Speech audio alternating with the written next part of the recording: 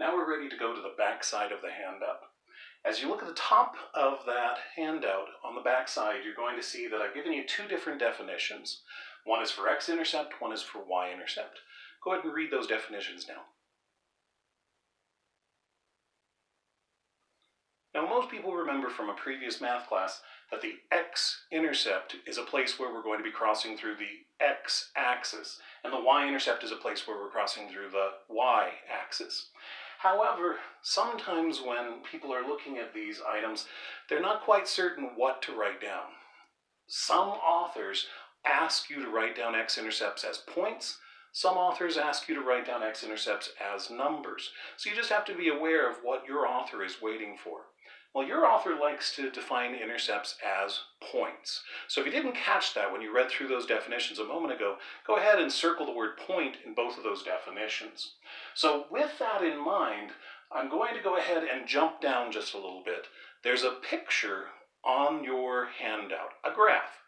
And what I want you to do is take a moment and try to fill in the two blanks to the right-hand side of that picture. The x-intercept is fill in the blank, the y-intercept is fill in the blank. So the first thing that you want to double check is, did you remember that your author is going to be waiting for points? If you wrote down the x-intercept was a number and you type that into the MyLab math system, the MyLab math system is going to count that incorrect.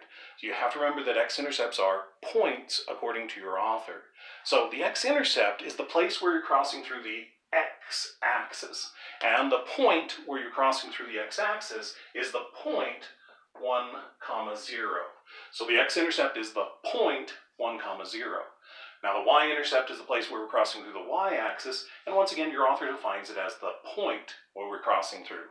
So the point where we're crossing through the y-axis is 0, 4. So now that we have those two pieces of information, let's go ahead and pop back to the top again.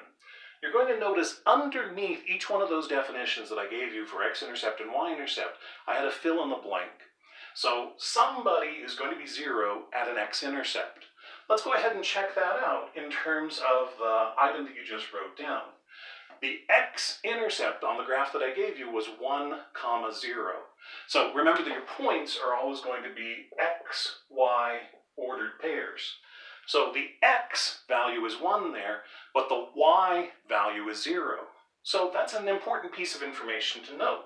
So let's go ahead and fill in the blank up above and make that statement. If you're looking at an x-intercept, it's the y coordinate that's going to be 0. Well, in a similar fashion, when you think about the y-intercept, we had 0, 4. So that means that the x coordinate is always going to be 0 at a y-intercept. So sometimes people mix these up, so you have to be kind of careful on this one. The x-intercept, it's the y that's always 0, and the y-intercept, it's the x that's always 0.